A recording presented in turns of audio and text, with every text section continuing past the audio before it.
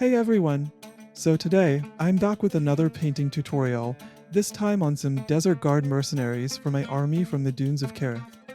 Now, these guards, they're hired muscle for the merchants of Qarath, good mercenary soldiers meant to defend trade routes and wealth, but they're no trained elites.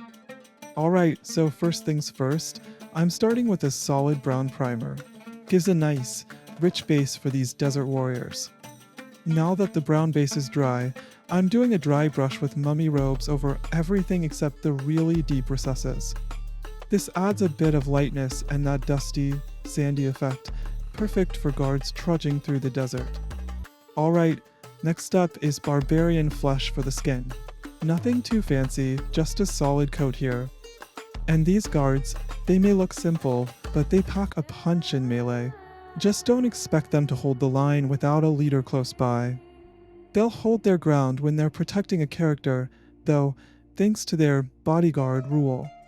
They're sort of HP sponges, pretty resilient in combat, but are also easy to wound, and that combination makes them interesting on the battlefield. Moving on, I'm adding some greedy gold to the metallic parts, the necklace, and any metal detailing. It's just enough to add a little bling without going overboard. I like how it gives a bit of character to these guards. And now, to tone down that shine and unify everything, I'm hitting it all with a flesh wash. This brings out the texture and tones the metal down to a more rugged, worn look. I'm also brushing on a flesh wash over the skin and the bandages. This wash really brings out the detail, settling into those creases and adding that depth and shadow that make a huge difference on a mini. And speaking of these guards, it's a bit sad that their equivalent in the classic Warhammer game has just been removed in the latest edition.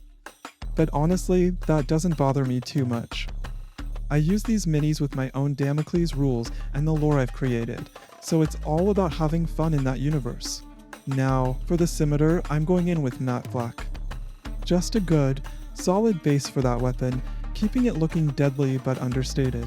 For the leather, the boots, belt, and scabbard, I'm using a really diluted oak brown, just brushing it over lightly to keep it looking worn. Same goes for the vest, where I'm using dragon red. Just a touch of color here that adds a bit of variety without taking away from the overall rugged look. Alright, now it's time to work on the blade. For this step, I'm using plate mail metal, which is one of my go-to metallic paints. The goal here is to give the sword a clean, sharp look while still keeping a bit of that worn, battle-hardened feel. I apply it carefully, making sure to cover the main surface of the blade while leaving a touch of shadow in the recesses to add some depth. And here's a little trick for extra depth. I'm going back over the pants and scarf with a light mummy robes highlight. It's quick, but it makes a difference, adding a little life to those areas while keeping the whole look cohesive. Now, let's talk about the base.